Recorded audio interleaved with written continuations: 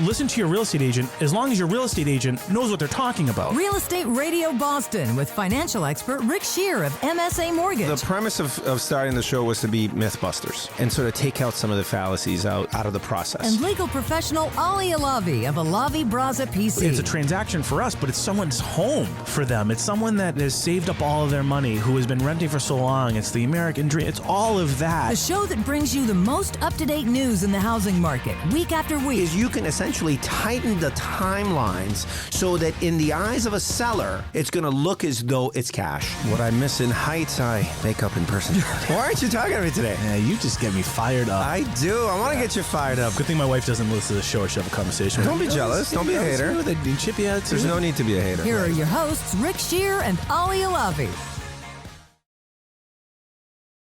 Tell us a little bit about your company and tell us about that crazy market down there right now. Yeah, I'll tell you what, man, things are exciting. Tampa, St. Pete, Clearwater. Sometimes we even lump Bradenton, Sarasota into that mix. I mean, you're talking about the Gulf Coast of Florida, some of the most affordable pricing in all of the United States. And right now it's sunny and 75 down there. And you're freezing your butt up here. We just came up and, visiting family. And, I'm excited about it. I tell you, we're perfectly positioned. We've got the Real Estate Quarterback Show. We've got a radio and TV show in Tampa, Florida. So I'm growing my brokerage nationwide. We've got a very unique offering where we have a media company married with a real estate brokerage. And I just, I got offered to host a nationally televised show coming out in the spring. I was kind of sharing a little bit about You did when I was down in Tampa the other day. Yeah, that's awesome. So, a lot of cool positive momentum, things happening, and just excited to be alive here. Thankful. Talk to us about, if I'm looking to maybe think about retiring in the future down in the Tampa area, what's a good game plan for me right now? Is it something that I maybe should lock in a nice low rate, buy a property, maybe rent it or rent it seasonally and go down there?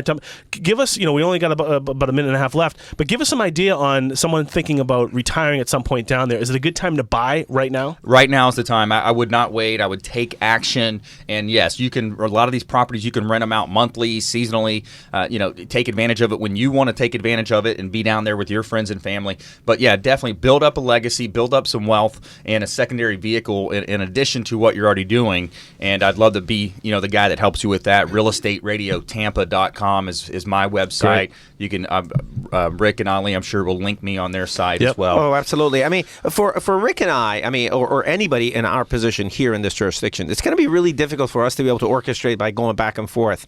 Do you have technology that's going to be able to allow us to virtually take a look at some of these inventories? Oh, absolutely. I've got an account called listingbook.com. I could set up our listeners. Anybody that wants to be put on a drip campaign, they can put in the types of properties they're looking for. Every day when those properties hit MLS, it's going to be sent to you. So it's a direct link. It's going to tie you in basically to the MLS as a sub-account of my account. Right. So Nice. it's going to empower you as a potential buyer.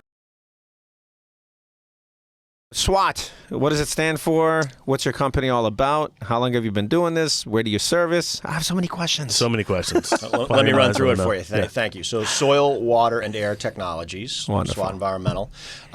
We address various vapor intrusion problems. So what's most pertinent to this audience is radon. Right. Radioactive gas that can be quite harmful if not dealt with. How harmful? Well, number 2 cause of lung cancer. It's harmful. Pretty simple. Harmful. Tell us what a radon mitigation system is. Yeah, very simply. The technology is called sub-slab depressurization, which means we're using a network of pipes, one that goes down through the concrete in the concrete slab, connect a fan to it. It creates a vacuum effect so that you can balance out the pressure, meaning make negative pressure underneath the slab, which prevents air from coming up through cracks, through any open, expansion joints there may be left when they pour the slab, that kind of thing. Am I getting too technical for you? No. It's great. Mike Baker's phone just went off. As usual. I think it happens every time he's in the city. Right. And the reason it's more common today is because construction is better. Houses are tighter. Sure. Natural airflow doesn't occur anymore. Everyone's got spray-in foam insulation. These things are airtight, and that's what allows radon to concentrate in higher levels than 10, 15, 20 years ago. Most people had never heard of it. Tell us a little bit about your firm, who you service, how long you've been doing it.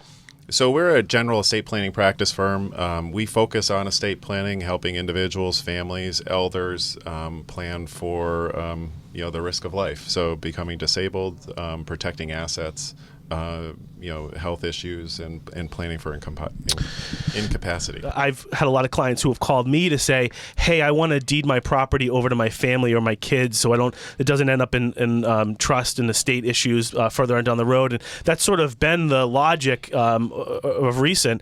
That's sort of changing now with some of the new law the federal government has put into place. Talk to us a little bit about how that mindset's shifting a little bit. Sure.